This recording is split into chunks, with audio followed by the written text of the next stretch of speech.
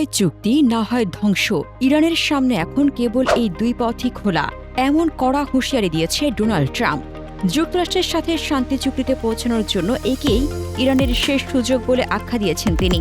Fox নিউজকে দেওয়া এক বিশেষ সাক্ষাৎকারে এবং নিজের সামাজিক যোগাযোগ মাধ্যম ট্রুথ সোশ্যালে তিনি এই চরম বার্তা দেন।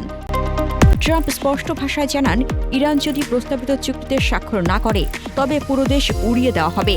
এমনকি ইরানের প্রতিটি পাওয়ার প্লান্ট এবং ব্রিজ গুড়িয়ে দেওয়ার হুমকিও দেন তিনি। এ সময় সাবেক প্রেসিডেন্ট বারাক ওবামার আমলের 2015 সালের পরমাণু চুক্তির সমালোচনা করে ট্রাম্প বলেন, আমরা সেই একই ভুল আর করব না। তবে ডোনাল্ড ট্রাম্পের এমন আগ্রাসী হুমকিতে একটুও টলেনি ইরান। উল্টো 19 এপ্রিল রাতে তেহরানের রাস্তায় সরকারের সমর্থনে বিপুল সংখ্যক সাধারণ মানুষ সমবেত হন।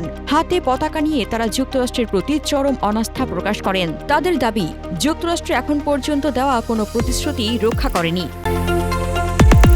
আমরা যুদ্ধকে ভয় পাই না।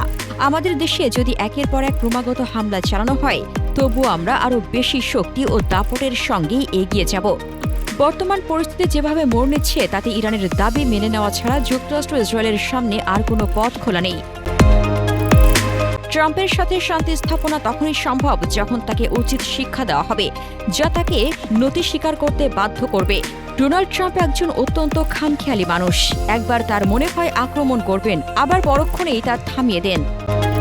এদিকে ইরানের রাষ্ট্রীয় সংবাদ সংস্থার বরাত দিয়ে জানা গেছে, যুক্তরাষ্ট্রের সাথে নতুন করে কোনো শান্তি আলোচনায় বসার প্রস্তাব সরাসরি প্রত্যাখ্যান করেছে ইরান। ওয়াশিংটনের অতিরিক্ত চাহিদা, অবাস্তব প্রত্যাশা এবং বারবার অবস্থান পরিবর্তনের কারণেই এই সিদ্ধান্ত নিয়েছে তেহরান। এছাড়া বর্তমান চলমান নৌ অবরোধকেও যুদ্ধবিরতির সুস্পষ্ট লঙ্ঘন বলে মনে করছে ইরান সরকার। হাসনাতুজ্জাহান হিমু, দৈনিক খোলা চোখ।